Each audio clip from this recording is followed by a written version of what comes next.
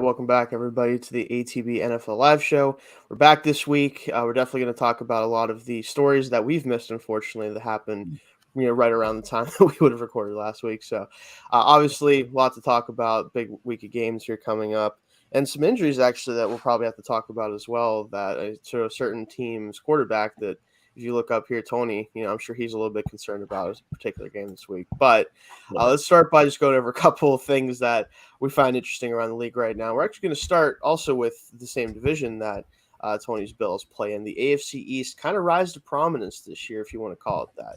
Every team right now with at least 5 wins through week 10 right now, about to start, and didn't really expect to see that coming into the season. We expected some of these teams to get better, some of them to be maybe a little bit worse, or at least not quite as good as they had been in the past. So I want to kind of kick it off with Tony here, since you're going to obviously have some more information on this as well as Zach will.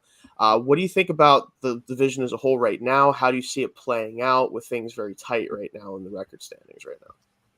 Yeah, so I think the AFC Beast, as some people are calling it, there we go. It's kind of a shock. I mean, everybody expected the Bills were going into this season as the Super Bowl favorites. Nothing unexpected there with them being 6-2, and I think there was a lot of momentum of media expecting great things out of Miami this season because of their recent track record. Another year, the influence of Mike McDaniel and his incredible offensive scheme. And then, the 2 fastest, most complete wide receivers in the game being in the same offense. So not terribly unexpected that the Dolphins are there. I think the biggest shock is the New York Jets. And so the reason we didn't do a show last week, I was at that game. I was tailgating and would not have made for good content. But really incredible game. Contraire, I think it would have made for fantastic content. Fair, but that's just me.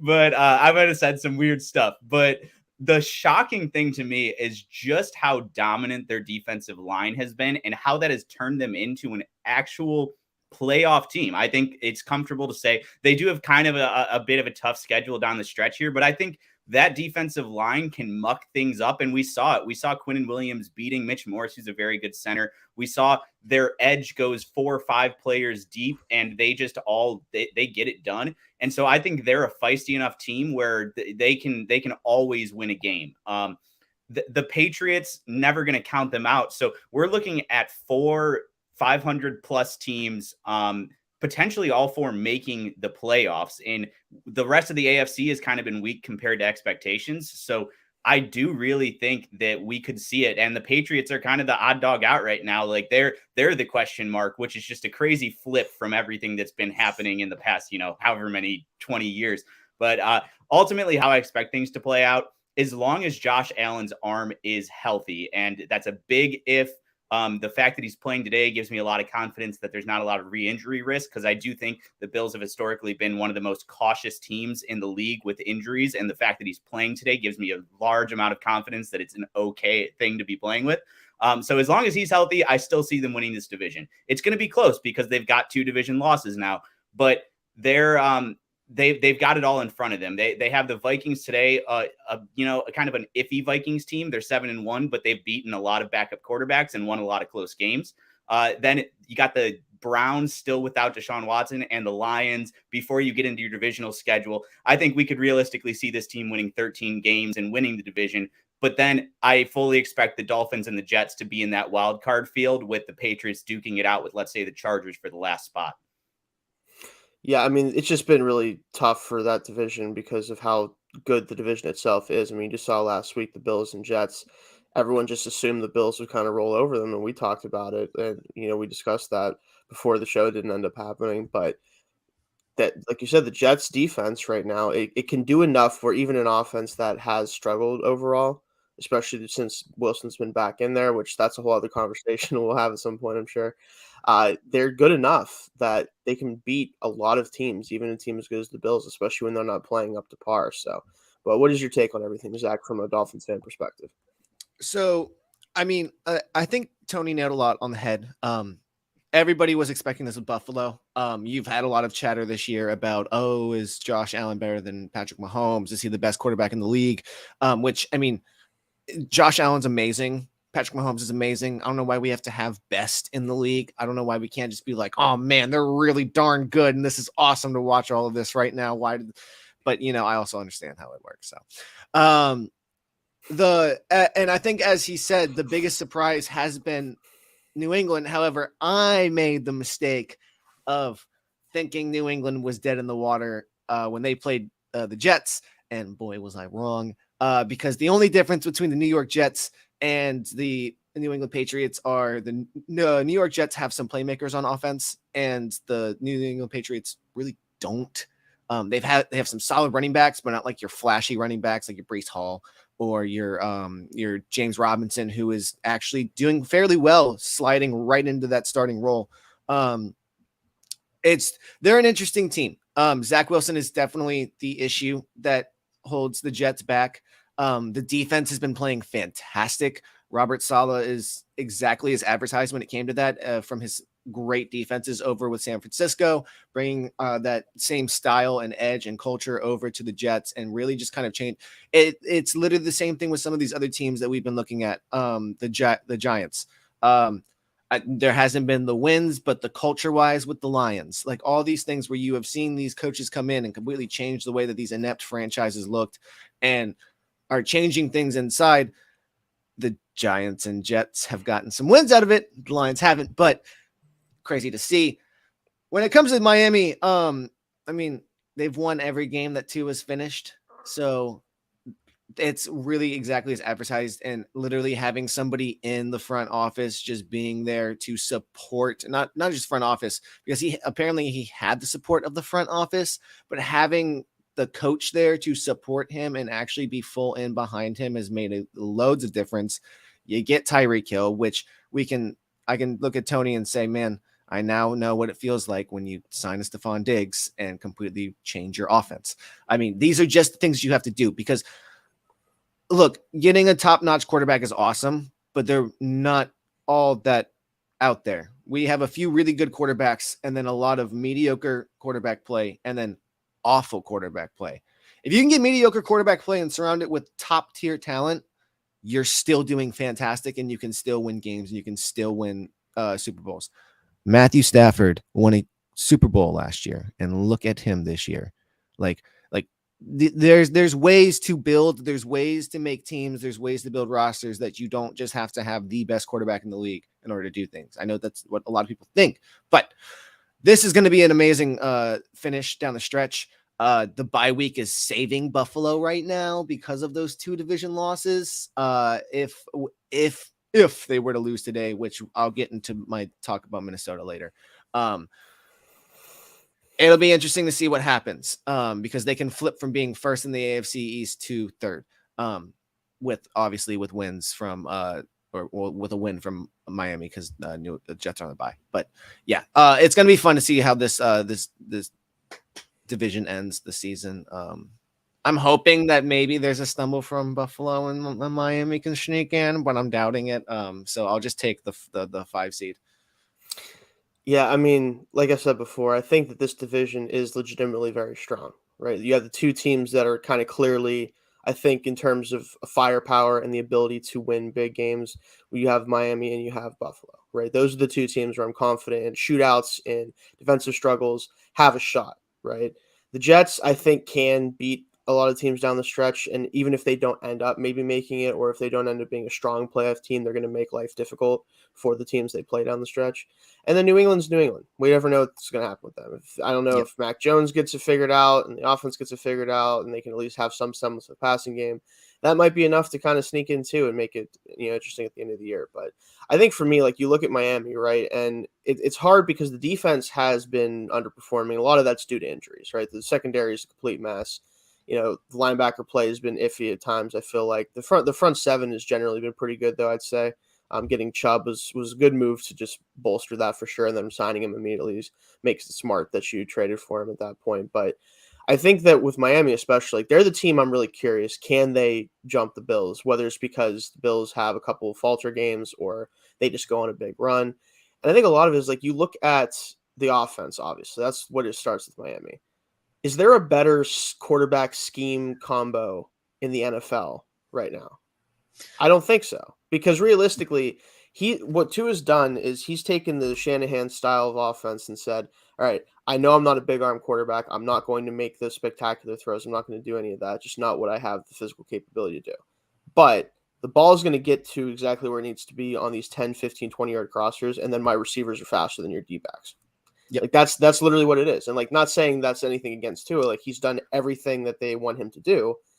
But it's just so hard to defend that, because who do you put on those guys? Like, you can't cover them all game. They're going to get up. And look at Tyreek's, like, his catch percentage, his target percent. It's insane. Like, you shouldn't be able to target a guy that much and have that much success. But in an offense like this with McDaniel there, like, it's literally the perfect head coach scheme, quarterback fit in the NFL, maybe more than any other team right now. Yeah. It's kind of nuts, because from a season ago, if you had looked at me and said that in 2022, your offense, if you were to give a drive and you were to ask me, who do you want to win you the game, the offense or the defense? If you told me the offense after the past 2-3 years, I would have been like, okay, not gonna happen. Sounds great. Sorry. Now I would not pick the defense to save my life, because no. it's been a complete 180. The defense isn't horrific, but they definitely have a lot of things to work on right now. They need to get figure healthy. it out. Yeah, they really need to get healthy. But I mean, it goes to a point where you've been missing Byron Jones the whole season. You have to figure it out. How much can you blame that for the performance?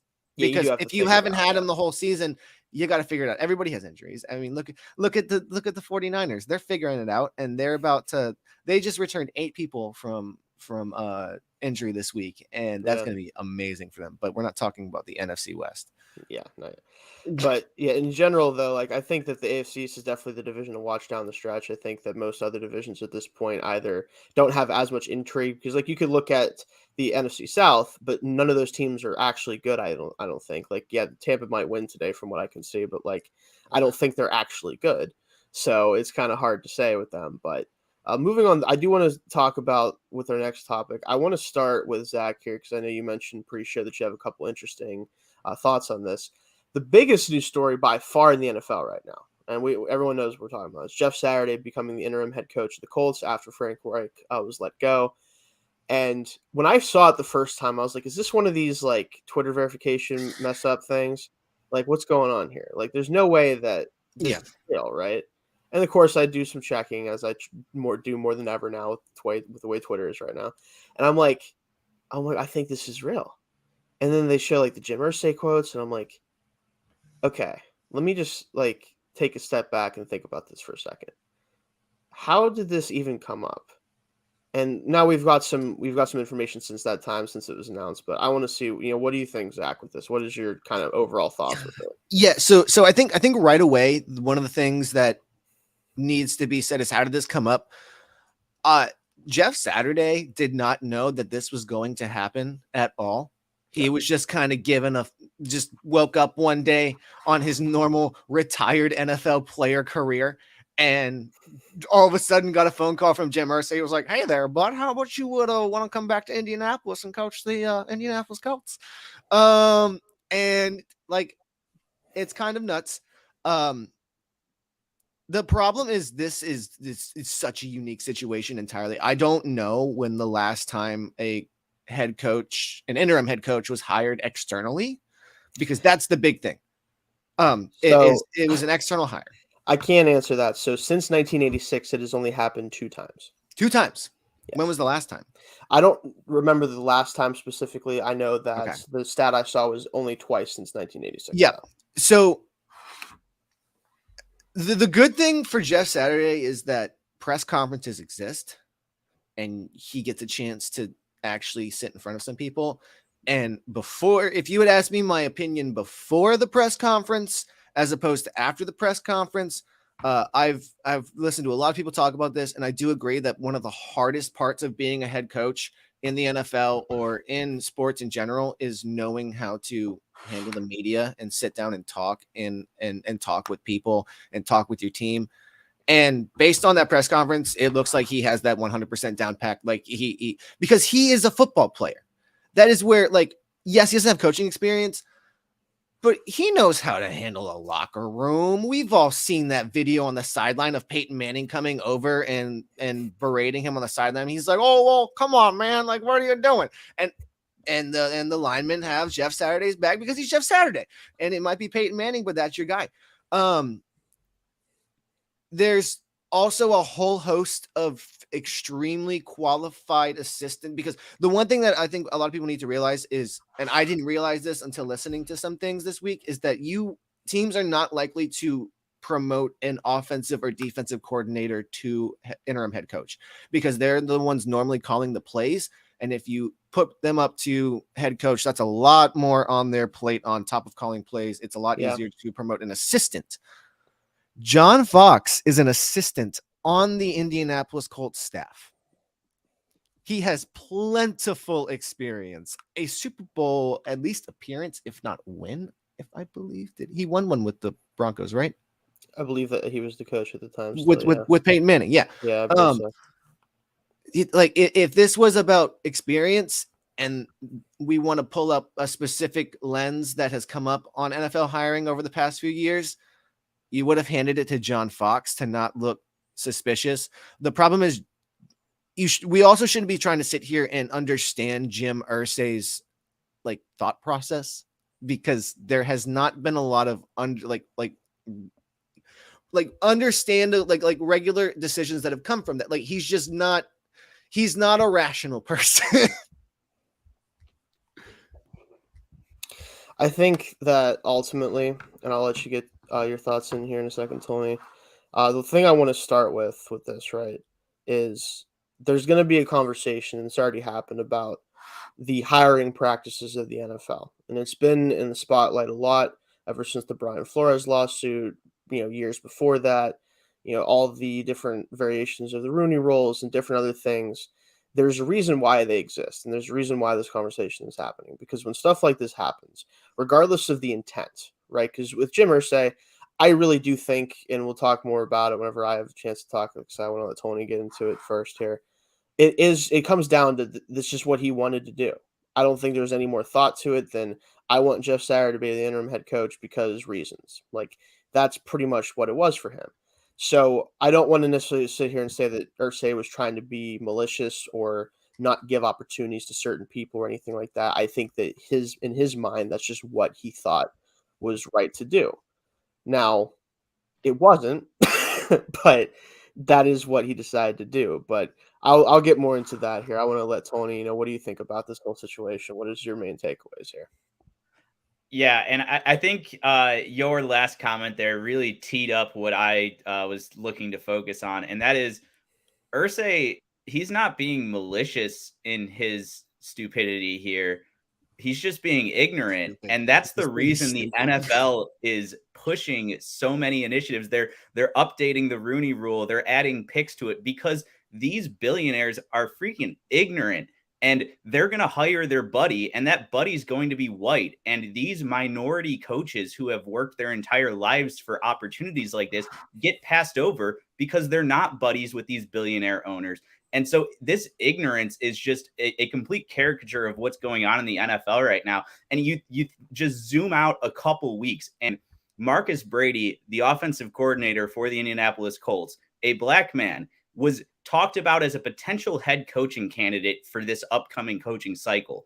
He fires him because he's upset with the team's performance. The next week, he fires Frank Reich. So boom, both of your offensive play callers are gone.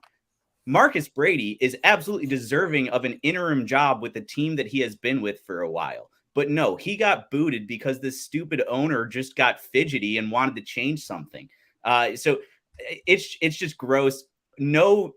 Nothing against Jeff Saturday. I actually think that if Jeff Saturday were to ever want to get into head coaching, he could potentially do well. He's got that. He was the leader of the NFL Players Association for years. He was in a locker room with Peyton Manning for years. He knows how to be a leader of men. He knows how to deal with the bureaucratic stuff that comes with being a CEO, head coach kind of thing in the NFL.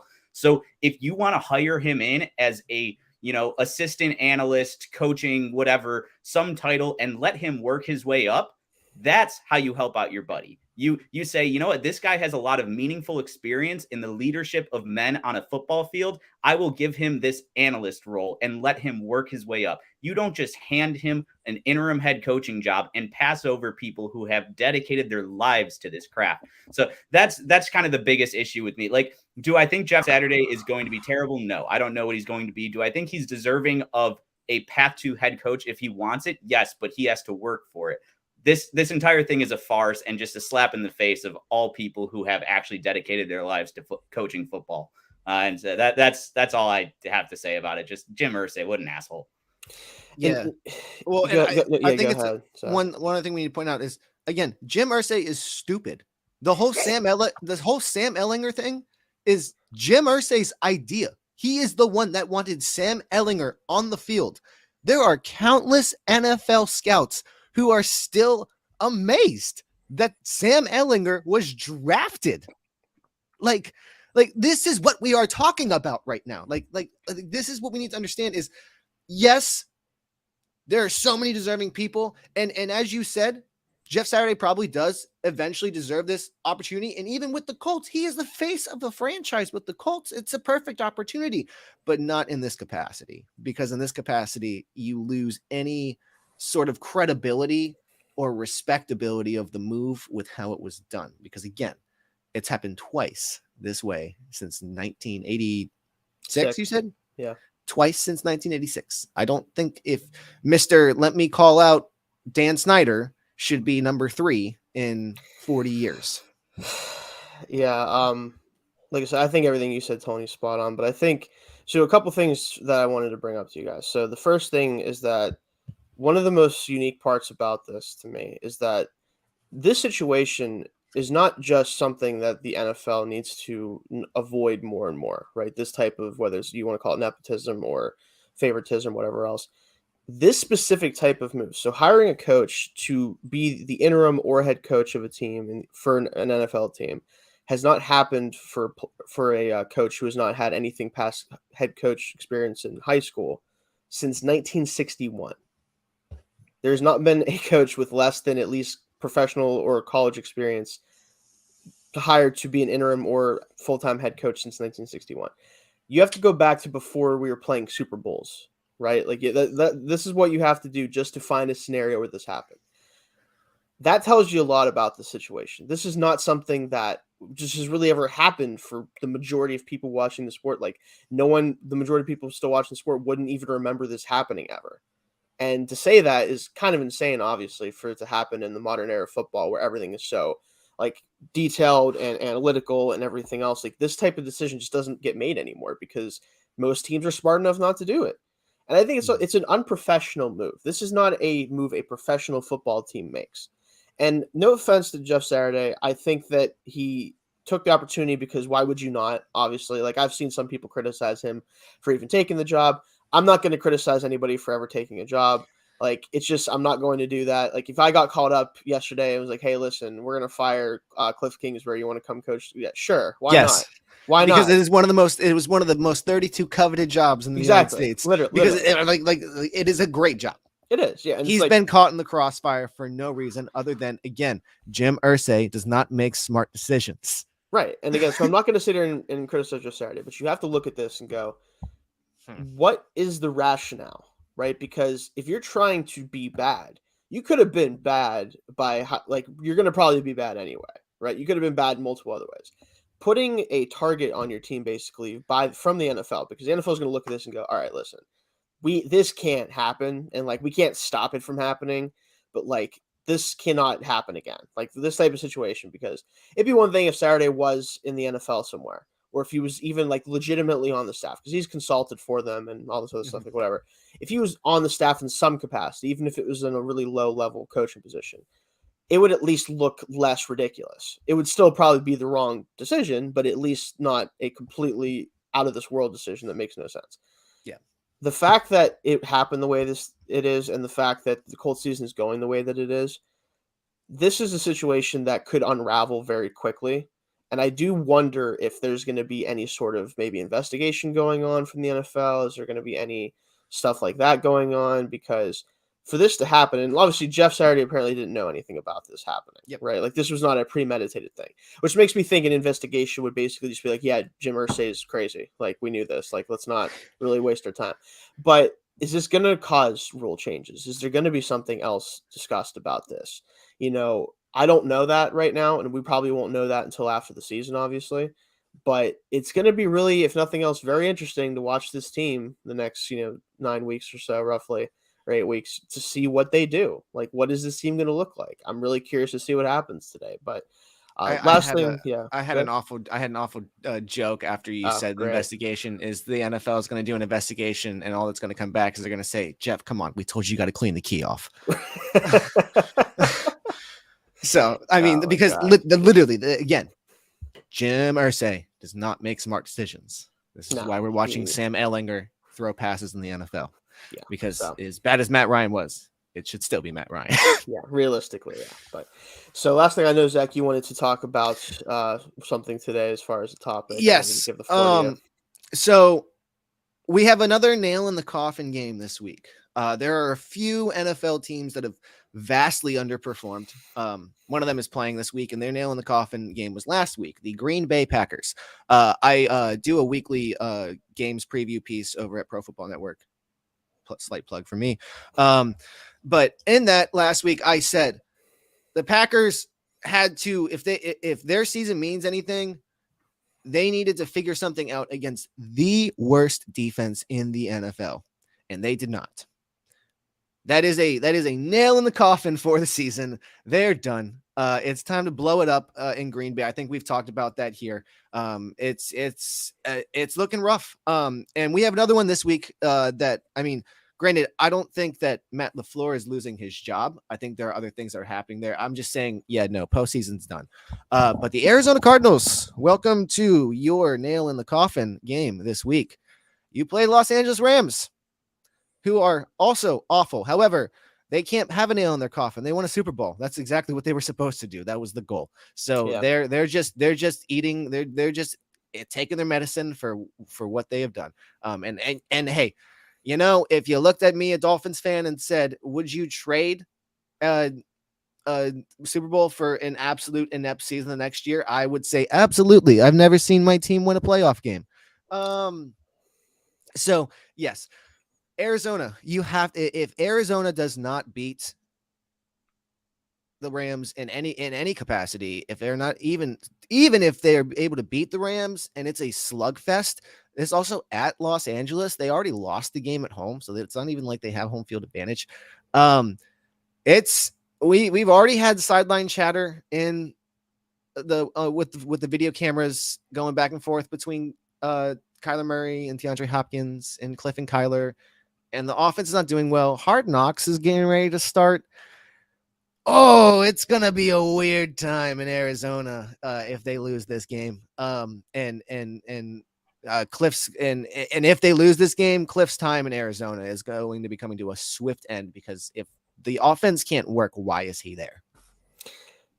Yeah, I would say that's 100% right. I've said for a while now, actually, that I feel like Kingsbury is holding both Kyler and the Cardinals back at this point. The offense that he was supposed to install with the air raid system and what Kyler was used to running, it's great and all at first, but you don't win games consistently with it. Like, you have to become more diversified on offense, and Kyler's able. It's not like Kyler has to run the air raid. I think that's part of the problem. It's like they brought Kingsbury in primarily because they wanted to make sure that Kyler transitions to the NFL well.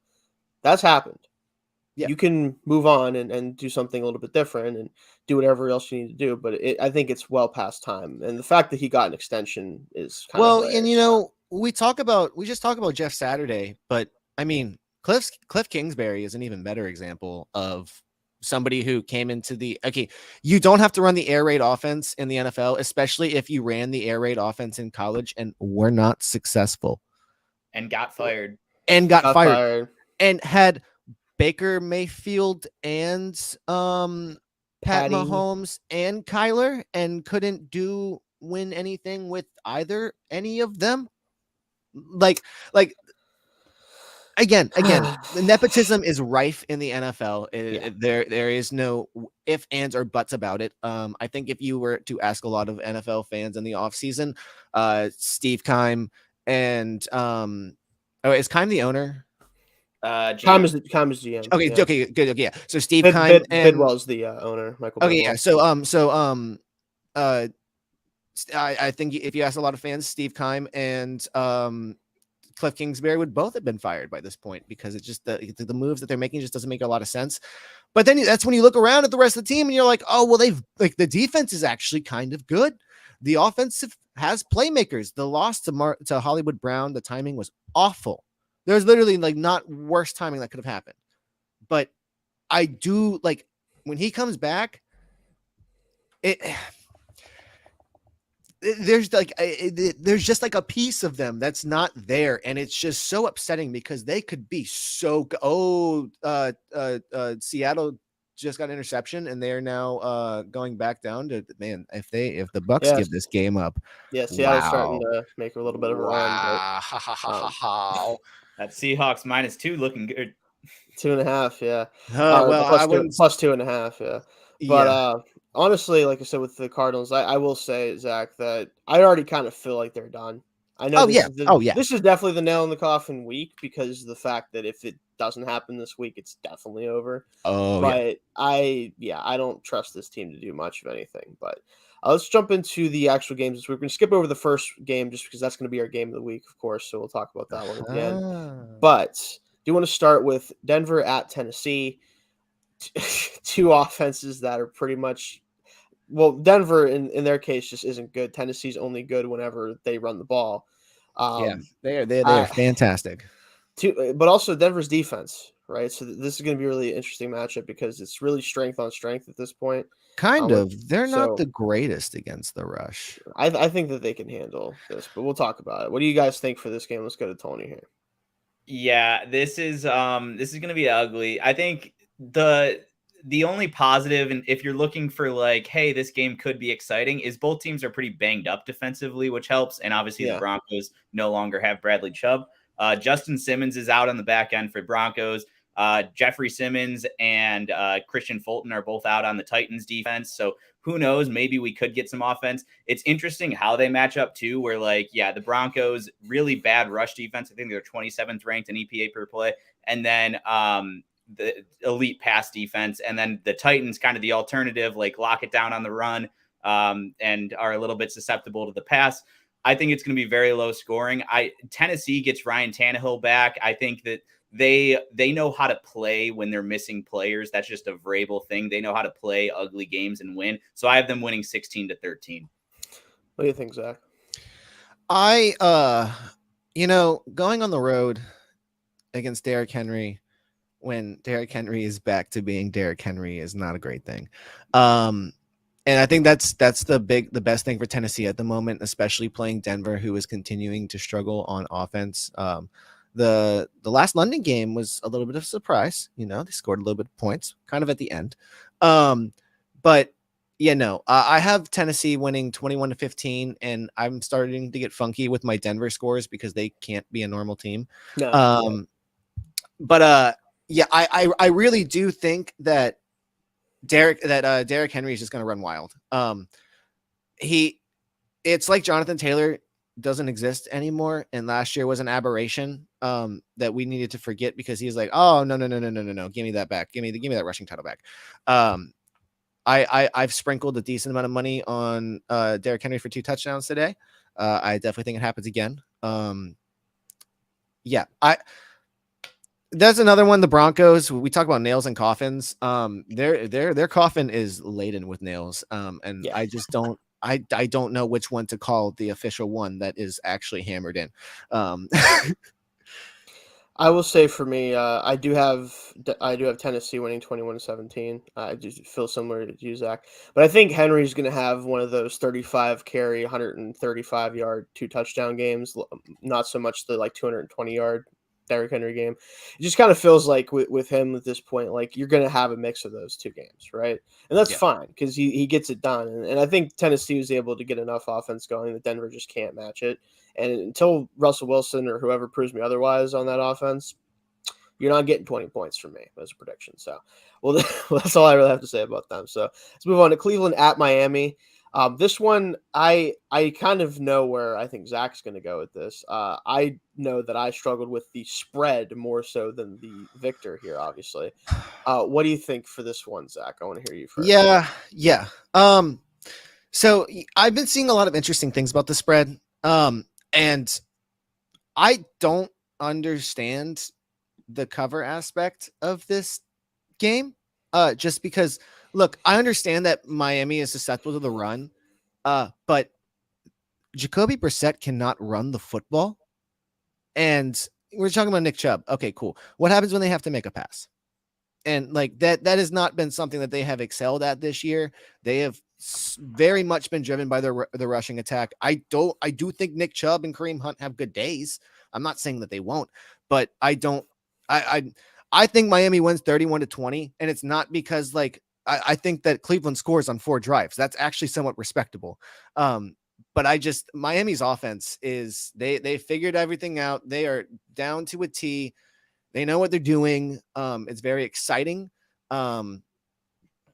Yeah, like I said in the pregame, if you had asked me last year who I would pick to like have a drive to win the game, and you told me the offense this year, I would have been blown away. But when you have 2 of the most game-breaking receivers in the league, it can happen. So I have an 11-point lead in the picks. Maybe they definitely win. If they lose to Cleveland, I'm kind of blown. That's tough. Yeah. What do you think, Tony? Yeah, so I mean on paper I looked at this game and I'm like, okay, yeah, going to be high scoring, 2 kind of rough defenses lately, 2 offenses that can score kind of, on big plays. And then I assumed the Dolphins winning by, a couple touchdowns or something, right? And then I saw the spread and it just completely ruined my brain. And now I think it's going to be a lot closer and Cleveland might even win, but I can't pick that because I can't make sense of it. So I have Miami winning 31-28. I'm giving Cleveland the cover just because I think Nick Chubb can really break things open. Amari Cooper, they're going to have to lean on, but he can cook. It's going to take those 2 superstars being superstars for 60 minutes. And then, even then, I think Miami wins because how the hell do you keep up with them? Jeremiah Owusu-Koramoah is out. They're bad at safety and linebacker. Where does Mike McDaniel murder people at safety and linebacker? It's like the meme of Shanahan looking through a microscope at whatever linebacker he wants to pick on. You can pick any linebacker or safety for Cleveland, and that's the microscope guy. Like somebody's going to get put through a buzzsaw. So I do have Miami winning, and the only reason I have it close is because Vegas is messing with my brain. So I think that the spread is interesting, and I think is a reason why it's the case. But I do have Miami winning 31-24. I think ultimately what this is going to come down to is that Cleveland will not be able to catch up. I think that they can keep pace. I think that Miami will score a few too many times in a row, kind of to start off the game and make them chase them a little bit. Where Chubb can still be involved. He's probably going to have a couple big runs. But it comes down to, like you said, Tony, can Amari Cooper be true wide receiver 1 Amari Cooper opposed to like wide receiver 3 Amari Cooper, which he is like half the time.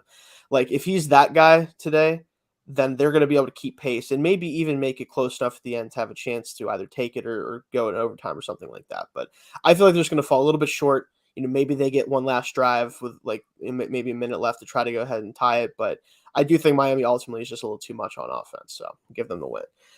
Next, this one's a fun one for me. New Orleans at Pittsburgh. I'm going to go to Tony for this one. How do you see this one playing out? Steelers coming off a bye week. So I am a believer in Mike Tomlin as a home underdog. I am a believer in Mike Tomlin off of a bye week. I am not a believer in this Pittsburgh Steelers team, but you know what? These Saints ain't great either. Yeah. So I'm going Pittsburgh winning 21-17. I think the post-bye rookie bump, I think that comes into play. We're going to see the Pickett to Pickens connection, maybe even for a couple touchdowns. I don't think the run game is going to look any better, but I don't think that matters the Saints aren't a great team. And so go Steelers. I'll throw you a bone, Shane. All right, Zach, what do you think? Yeah. No. I agree with Tony. Okay. The Saints are not are not good. We'll put it that way. They're also very, very, very hampered. And that's going to be fantastic for Pittsburgh. I'm very excited to see the Steelers' first game after trading Chase Claypool. I do think that his aura in the clubhouse was taking a bit away from George Pickens on the offense.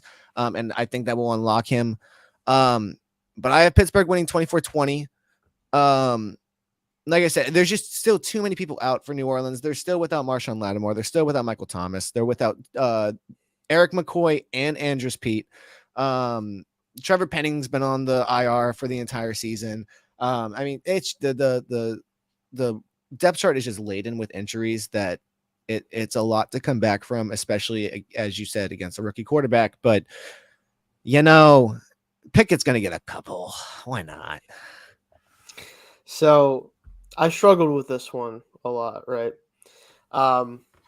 So I think that this is going to be a breakout offensive performance for the Steelers, but by their standards and not the NFL standards.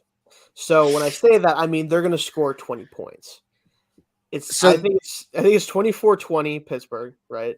Yeah. I think that Pickett throws probably 2 touchdowns. We get another touchdown via either run game or interception or something and we just managed to pull it out at the end. I think that they just can't score enough points with the offense the way it is. TJ Watt's back. Minka being out with appendicitis upsets me. I am the number one appendix hater on the planet at this current moment in time. I tweeted that.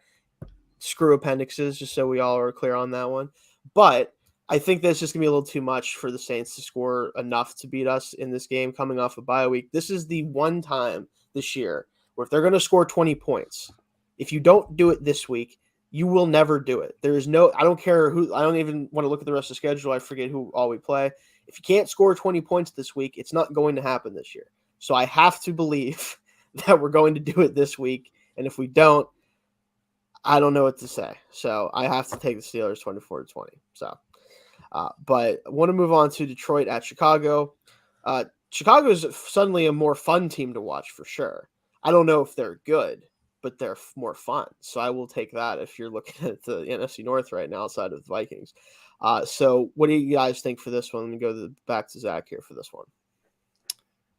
Detroit gets its second win in a row. Mm. Only because I think that they figure their offense out. I think the offense gets up and starts going. Chicago was decent was good last week, and Justin Fields was good last week. But again, as I said when I talked about Jacoby Brissett, they're not gonna play against a defense inept against a rushing quarterback. That one thing. Look, like, say what you want about the Lions, but like they know how to contain people, like quarterbacks. They know how to contain. And I'm more promised after last week. I think that Aaron Glenn was told, hey, something's got to change. And something's got to change right now, or else you will not be employed by this team for much longer. And I know it's the Green Bay Pack. I know it's the Green Bay Packers. But that was funny to say. Yeah. But that was a impressive and heck of a defensive performance last week against a team that has been on your back for the better part of almost a decade. Like that, I could not, as I said, with the nails and coffin, I could not outright pick Detroit because I did not feel comfortable with it. As I said, I picked the Jets to beat the Patriots and I got burned. There's just something about Chicago. They have a couple good weeks looking, and then all of a sudden things regress back. They've been having positive. There's just something about the game that I'm just kind of like, this is going to be a down week for them. Yeah, I get it. Yeah, what do you think, Tony, for this one? I think that the current version of Justin Fields has arrived, and I think that he is kind of good. Honestly, like not many guys. He might be one of the only guys in the NFL with that size and that speed. He's breaking angles. It looked like he was playing like a video game on that, like on a 61-yard touchdown run. I think that with that piece of the offense unlocked, with the quarterback run game, because they have two really good running backs too that you threaten, opening up running lanes for them now that you have Justin Fields running. I think that's incredibly tough to defend. And I'm not going to count on a team that's pretty bad at defending to defend something that hard. Like that is hard schematically, mentally on the players. It is hard because you are either letting Justin Fields run for, a lot of yards at his size and speed, or you're opening up lanes in the middle for pretty good running backs to go through. They take their deep shots in the passing game, and I think now that you have Claypool and Mooney, you're probably going to connect on a few of those. I just don't see any way Detroit can stop them defensively. Like I get what you're saying, Zach. I don't see it happening. I can't envision it. And I have them winning 38-31. I think the Lions offense can still put points on the board, especially when Goff isn't pressured. So I don't see any issues with them scoring. I just don't see Chicago punting once, honestly. So for me, I have 27-24 Chicago. I think that the Lions definitely could win this game. I think it would take a couple turnovers forced on Fields, whether that's interceptions, fumbles, whatever. I just feel like at this point, the Lions, the offense should be better. I think Swift coming back and hopefully being more healthy this week should be helpful.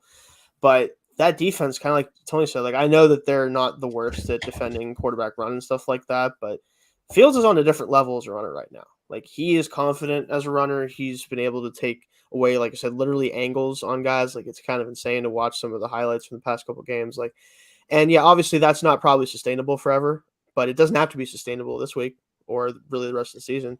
They just need to figure out a way to be productive on offense and Fields to show that he can do it. So I do think they pull it out. Maybe it is a late field goal or something like that to give them the lead, but I do think that Chicago picks up a win, and I think the Lions just kind of continue their descent into even further mediocrity, and hopefully they can figure it out next year. But next game we have Houston at the Giants.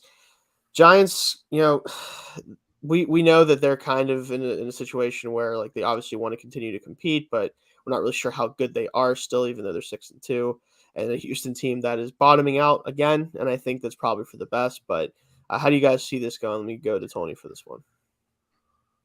Yeah, so I think that there's just a very clear talent gap and coaching gap, especially between these two teams. I think there are some opportunities for Houston to do well where like Davis Mills surprisingly good against the blitz. Giants blitz more than anybody in the world. Maybe they can have some success there, but this is like the worst rushing defense in the league. They just routinely get crushed like 200 yards by anybody. And then you have Saquon on the other side. I'm not seeing any way Houston gets past that. So I have the Giants winning 28-14. It's just two very different teams. What do you think, Zach? Yeah, I have the Giants winning 27-13. Saquon is gonna go nuts today, as every running back has against the Texans. They average 180 rushing yards against them per game, 40 more than the next team in front of them. So you have 31, and then you have 32. Like there is a sizable gap. It's just too much. Dameon Pierce might have a couple runs. I think they might score a touchdown, but no, it's another punter for Houston this season. Yeah, I feel like this week especially it's just like you guys said, a really bad matchup for Houston, right? Like New York's entire identity has been like Saquon Barkley's back and you can't do anything about it. It's basically what it's been this year. And their defense, which again favors Giants by a lot then with the way Houston's offense is. Yeah, Pierce is probably going to have like 25 carries for like 112 yards and maybe a touchdown or something. But that's probably about what you're getting out of the offense. Like Davis Mills played really well last year, honestly, and I think that like he's kind of gotten short end of the stick this year to a certain degree. But he's just not going to probably win you this game. And I think that Daniel Jones doesn't have to win you this game. And that's kind of the key, right? One team's quarterback probably has to win them the game. The other team's probably doesn't. And whenever that's the case, usually you take the team that doesn't need the quarterback to play fantastic to win. So I do have 24-13 Giants. I think that Barkley, I'm hoping for, as he's on my fantasy team, a 3 touchdown performance. That'd be fantastic. That would be fantastic. But also, speaking of which, I had Mixon on my team last week, guys. So that wow. Yeah. And Devontae Adams. Lucky. So Oh my God. Yeah, it's fun. Yeah, not I know going to talk too much. I watched another team like that last week in my roommates one of my roommates leagues, and I was just like, yeah, it was fun for me. ugh. I don't want to spend too much time on that, but we have Final Tampa Bay 21, Seattle Seahawks 16. I'm sad. Anyway, let's move on from that. I don't want to talk about that then. Jacksonville at Kansas City. All right. Let's go to Zach on this one. I have a feeling I know what your expert opinion is going to be on this, but what do you think? Kansas City's going to win. Don't worry. I'm not doing that. Yeah, I'm not doing that. No. Yeah. But I do think it's going to be a very close game. I think Kansas City wins 27-24. Look, again, Jacksonville is the only team in the and I'm going to keep saying this every week, in the AFC South that has a positive point differential. They're not a bad team. They're just a really shoot themselves in the foot team. Like every week, they are driving to win the game, and somebody, Trevor Lawrence throws an interception, somebody fumbles, they have a back-breaking penalty that sets them back 15 yards on a 2nd and 10, and it's like, oh man, now it's 3rd and 25, we're screwed. They're not a bad team, they just are a very young team, and I think that's the difference between these two rosters. Is you have the best quarterback in the league, one of the best quarterbacks in the league, as we said earlier, and a coaching staff that is 100% in on everything that's doing, versus a team that is still figuring things out. So Jacksonville tries to come back. They fall just short, 27-24. But Kansas City gets the job done. Look, I mean, it's Mahomes. They're doing their thing this year. What do you think, Tony? Yeah, I'm right there with you. I don't have it as close. I do think the Jags will cover, just because 9.5 is a lot of points, and like you said, It's not a bad team. They're just an unfortunate team, a growing young team, making some silly mistakes. I have Kansas City winning 31-23. I think Patrick Mahomes, he's on one. It looks like he's starting to get that chemistry now, especially with Juju Smith-Schuster. Like he's right there underneath. That's kind of become their run game. He'll need them to step up with Hardman out. Very true. And we might see Kadarius Toney get a lot of work in that Hardman role too. Yeah. Just start to infuse him into the offense. But I think Jacksonville, it's a respectable game. But it's going to, they're just not there.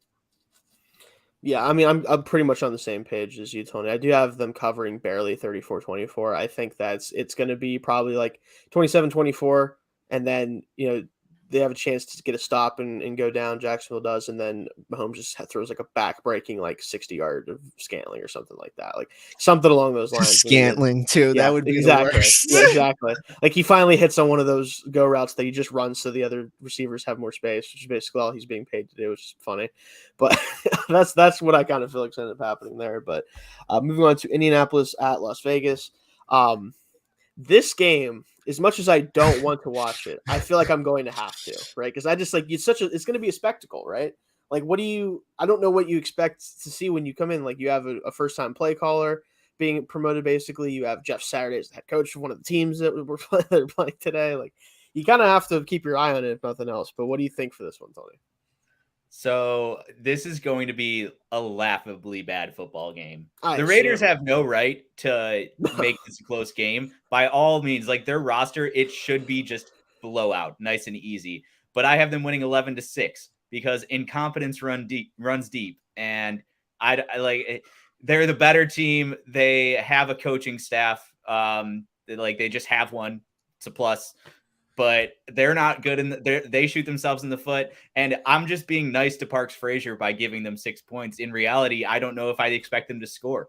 It's going to be hilariously ugly. Oh, man. What do you think, Zach? Y'all are going to make me regret doing this. Oh, boy. I think Indianapolis wins. Oh, all right. I do. I honestly do. I honestly do. And I think it's because Jonathan Taylor is fed up of being the odd man out in this whole scenario, because look, Jonathan Taylor is the NFL's current version of Kareem Abdul-Jabbar. He is going to go out and get his stats every single week and do what he can do. But, his team sucks, and there's just nothing he can do about that. But I'm also not sold on. We're sitting here and we're talking about Las Vegas, the team that was shut out by the Saints a few weeks ago. That's my concern. I don't think that Las Vegas's recent stretch of games has like really like turned the corner. This is still Josh McDaniels at the helm. This is still like all these things. Carolina didn't get their like comeback game after they fired Rule, because I think there was just way too much of the NFL scavenging of the Panthers, that there was just way too much of everybody like, oh, well, we want this person and we want this person, we want this person. I think everything has been like fixated on the Colts this time about the actual coaching of the team. And as dumb earlier as we said Jim Irsay is, I do think he's going to have them ready for today so he doesn't look as stupid. I don't think it's going to be an absolute like come out here and just they're like no show.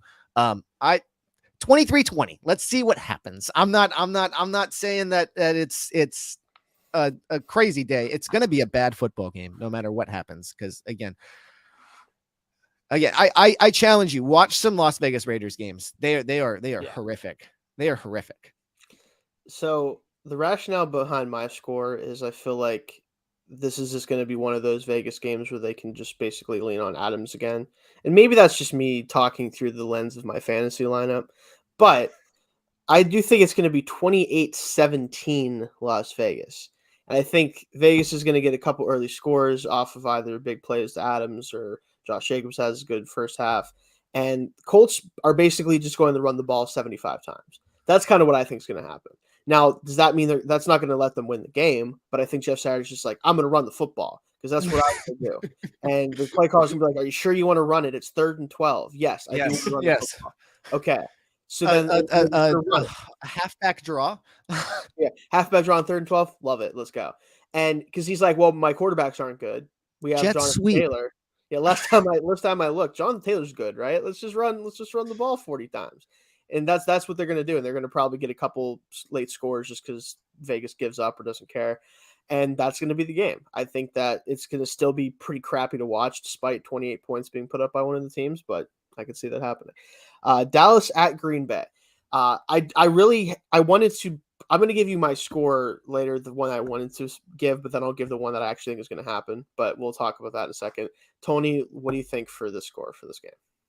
I think this is interesting because on paper, like Dallas, Green Bay, Dallas, Green Bay. Yeah. There's no reason it should be close. But the Aaron Rodgers wanting to beat Mike McCarthy factor cannot go unnoticed. And they are due for like a positive explosion, right? Like they've been just so ugly and bad. And like it's not like incompetence bad. It's just like execution bad. And that makes me think at some point it might turn around.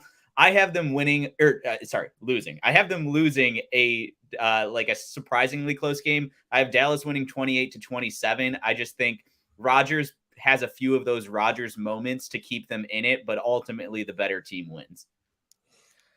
I have this on the opposite angle. I think that there's nothing more in life that Mike McCarthy wants than beating Aaron Rodgers.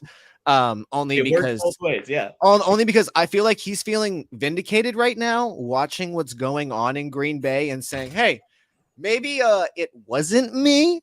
It was Mike McCarthy. I mean, it was Mike McCarthy. There were some issues with the way they were trying to build the team, and it wasn't working. However, this season is completely showing that Tom Brady Aaron Rodgers is far from fault. Like eventually it goes past, look, my receivers are bad to my receivers are brand new. I'm a veteran quarterback. I have to be the one to take the brunt and not say anything about it because that's just what a leader does. As a manager at a job, I don't get to walk around in my press conferences and be like, oh, well, the people in the deli sucked. Like I can't, that doesn't happen because I need to be investing in them and lifting them up. 24-14 Dallas. I want to see Dallas let Tony Pollard loose and let him do his thing. And look, I got into a big debate about this. Let Zeke be a third down goal line back. But I do believe you don't even have to separate him and Dak Prescott in the long term. But the days of Ezekiel Elliott being the RB1 in Dallas needs to end for the better of the team and the offense. Yeah. So my score I wanted to give, right? So I wanted it to be 41-7 Dallas, because it would be the funniest game in NFL history, right? If that happened, Oh, and I Mike would McCarthy, love yeah, every it would second of be it. the funniest game in the history of the NFL. Like, because Wow, imagine, that's right? bold.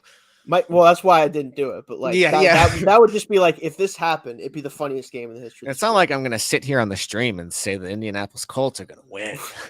That's even, I think, less like. But you get the point. Like Mike McCarthy beating Aaron Rodgers by 34 points in the year Would be 2022 would be hilarious. But I actually have it 27-20 Dallas. I think that Dallas is just a way better football team realistically at this point. And between injuries with the Packers, the fact that Aaron Rodgers is playing poorly by his standards within a bad offense, I don't see a lot of light at the end of the tunnel. I know, Tony, like I get where you're coming from, a lot of his execution and everything else.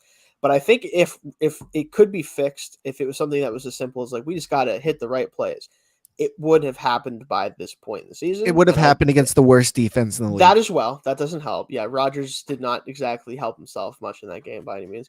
So yeah, I just can't pick them. But let's run through these games real quick here so we can get everybody out and watch the games here. So Arizona at Rams.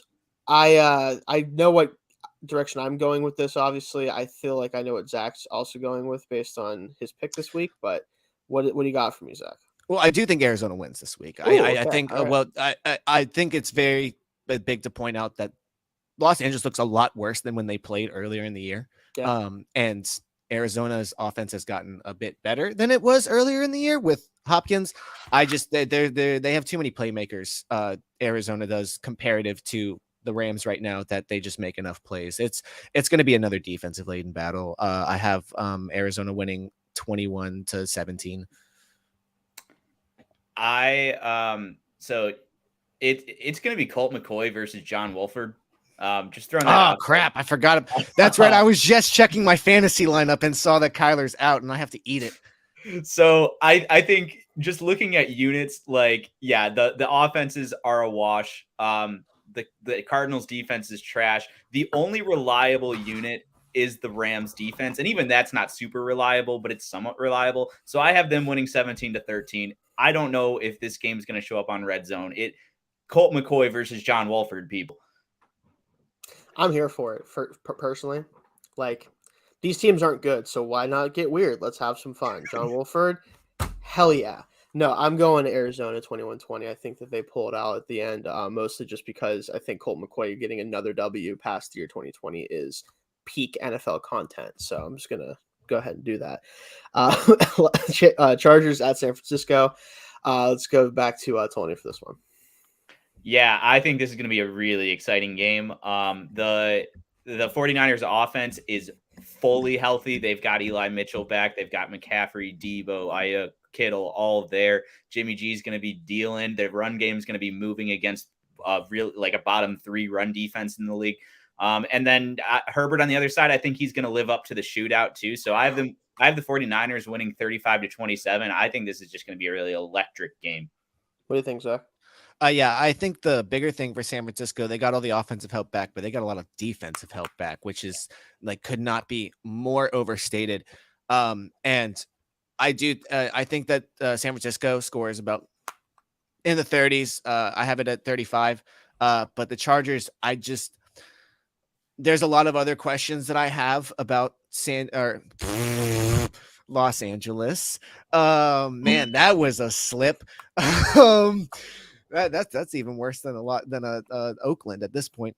But yeah, Herbert's has been good. However, I think at this point, if you were to tell me that you would concernably pick Herbert over Tua with this whole debate that like it's even at this point, like they're both great quarterbacks and you could pick either one, build around them, and they can win. The problem is, yes, they're 6-3 this year, and they haven't succumbed to the standard Chargers plays, but they're the Chargers. I'm waiting for the season collapse of like, oh, this was all together, and now where are we? Again, it's just one of those weird things where like they're so back and forth, but I'm gonna say 35-24. I just think that there's a little bit more space between with San Francisco getting so much health back on defense because I don't think the Jason Verrett injury really means all that much. Yeah, Jason Wright getting hurt again. That's so sad. It's so upsetting. It sucks. But That guy has just hung on for so long too. I give him credit for there's how long. nothing more than I would love to see to have him have another snap, but it's just that particular, like, everybody was freaking out about that injury. It's like, I mean, yeah, I get the sentiment, but that's not exactly one of those backbreaking ones like some of the other ones that they've had throughout the season. Sure. But I do have 28-24 San Francisco. They're just, I think, rolling. They're going to get rolling here now with the injuries, not as big of a concern. I think the Chargers should be a really good football team, but a number of reasons are keeping them from doing that, mostly injuries, which, who knew the Chargers are going to have injuries? Yeah. I don't know. J.C. Jackson's been a complete flop as a free agent, obviously. Like, that whole situation is bad. There's no receivers that are ever healthy at the same time. It's just a mess. So I feel like they're just not ready to beat a team that's in position to start getting rolling. So Washington at Philadelphia. Man, this is rough. What do you think, Tony? I'm going to go to you on this one. Yeah, not much to say here. I think we saw it last time. Philadelphia won 28-6 when they met up last time. That was in Washington. This time in Philadelphia. I have them winning 31-13. It's just Taylor Heineke loves to throw those YOLO balls. That works when you have good receivers and a bad defense. It does not work against Darius Slade, James Bradbury, all the others back there. It's 31-13. I'm not as harsh on them. I actually think that they're going to perform a lot better with Taylor Heineke under center than Carson Wentz. And I think the bigger thing is that the Washington team just responds better when Taylor Heineke's on the field. And it's been happening for the past 3 seasons. Again, they're not winning. I'm not doing that. The Commanders are not winning this game. I do think that they score a little bit of points, though, and it's a little bit closer. I have Philadelphia winning 31-24. Just because I think, as you said, Taylor Heineke throws some crazy balls that you're like, oh man, that's an interesting throw. But he also has Scary Terry. So like that they'll come down every now and I think some of the more underlying ones have been Curtis Samuel has had a fantastic season. And that's been one of the more interesting pairings of franchise and free agent that I've been like, okay, yeah, I wasn't expecting that, but go off, King. For me, I do have Philadelphia winning 35-20. I think that they're just far superior, and they've already beaten this team by more than this many points. I'm going to give the offense for Washington a bump because Taylor Heineke's playing. Jahan Dotson is back too. Yeah, I saw that. So that would be fun. We'll see how Heineke uses him, but I feel like with Heineke, right? The thing I love about him, and I just want to stop and take a second to talk about this because I think it's really worth talking about. Whenever you watch him play, you cannot help but tell that like this guy knows that he doesn't have to care about interceptions. He doesn't have to care about any of that stuff. He's just out there to play. Yep. Like he does not care about anything. Like he will throw any pass. It doesn't matter how ridiculous it is. And it just feels like a lot of the time it works out for him. And yeah, a lot of that's because Terry McLaurin's insane and everything else. But like he'll just throw passes. You're like, you can't throw that pass, Taylor. You don't have the arm for that. And it just happens anyway. And I'm like, all right, like cool. Like I remember that Giants game year before or whatever it was. Maybe I think it was last year possibly. Like every time he threw the ball, it was something ridiculous. And I'm like, you can't make that. And then he makes it. I'm like, all right, you know what? Good for you, man. Like I'll give him a bump for that. But last game we have to talk about, we can get out of here. Minnesota at Buffalo, game of the week for sure. Just looking at records, team situation, everything else. You have the Allen injury looming over things a little bit. You have, is Minnesota fraudulent? I still believe so. I'm going to throw that out right now. But what do you have for me, Zach? What do you think for the score of this one? Okay. Again, Minnesota, what have you had to show me? Nothing. And I have it right here because I wanted to read it off. They took it out. Okay, never mind. That's all right. Yeah. You gotta look at the quarterbacks that Minnesota's played and the teams that Minnesota has played, and they're not good. We've gone through this time and time again. They're in the NFC North. They're the only good. They have a 4-game lead in the NFC North. They've played 8 games. Yeah, exactly. We played 8 games. Like it's insane. Josh Allen's playing. That was my concern coming into the week of having to pick this game is if you had Case Keenum back there. I mean, I don't think that they're bad, but like just I'm going to give Minnesota a better shot. I just can't. I live in the DMV area. I know who Kirk Cousins is. I know who Kirk Cousins always will be. I cannot pick Kirk Cousins. I will pick a close game and have Buffalo win 24-17 just because Josh Allen's on 100%. I saw some very, very head scratching mistakes from him last week that I'm kind of like, hey, man, that I know that you've reached the point that everybody knows you're good, but you still can't be doing that. Because man, I was this 2018 in that one. Not even that. I was just sitting there and I'm watching that. I was watching those 2 interceptions and I'm like, Tua completes a pass and it's slightly underthrown and people freak the hell out. But then he does this and I was about to, but I'm like, but it's Josh Allen. I can't say that because it's Josh Allen. And but like he's hurt and I think I personally, and this might seem like a crazy idea, but I think they ask him to do too much at times, like, which is way too much. And just they have the offensive playmakers to not need to do that. Like they could easily just look at some of these other guys and be like, hey, do we really need to have Josh just basically Danny Dimesing throwing his body everywhere to where he cannot it's cause of concern of a UCL. That's not a fun injury to talk about. It's a very dangerous and concerning injury because it can go bad very quickly. What do you think, Tom? I will say on the UCLA, the UCL injury that happened when he was just standing in the pocket. Like if he were doing that's not a Josh Allen related injury. That's just oh shit, our right tackle got destroyed. That's injury. So I think I expected us to sit him down for 3 weeks because we're hyper cautious with injuries. It's kind of an easy schedule. You get to the meat of the division schedule in December with Josh fully healthy. Voila. The fact that he's playing today, that makes me think, it's nowhere near as severe as anybody was expecting, which makes me think, he's good to go. And he wants to feed his buds to Stephon Diggs, prove that we at least, equaled that trade. So Stephon Diggs revenge game, Xavier Rhodes revenge game. He's not going to play, but he's active. I have Buffalo winning 31-21 because this offense, if Josh Allen is playing, it's going to hum. That pass defense is very beatable.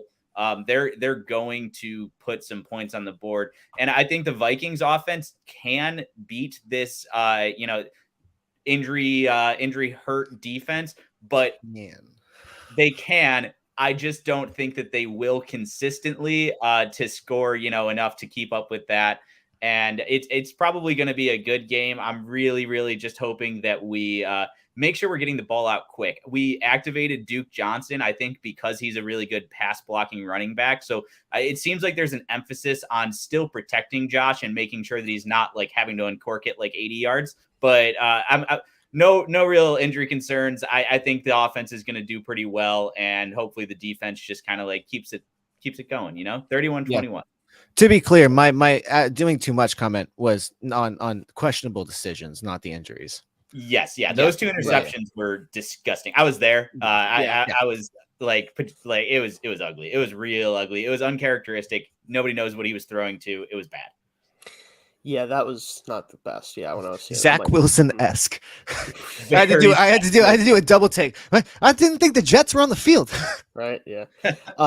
So I will say this. I don't even want to say this just because I feel like I'd be speaking it into existence, but I have to look at the Josh Allen injury and I get PTSD flashbacks to 2019 Steelers where Ben goes out with the elbow injury for the whole season.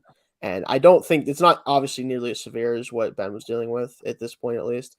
But that is in the back of my head. And every time I see him throw the football, and if it looks a little weird, I'm like, no, don't do that.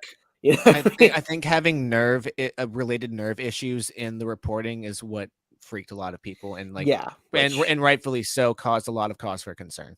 Yeah, because I can't help but think that in the back of my head a little bit. Definitely hoping that's nowhere near the case for him, and I don't think it is because of the fact he's playing today. But I do have Buffalo winning 28-24.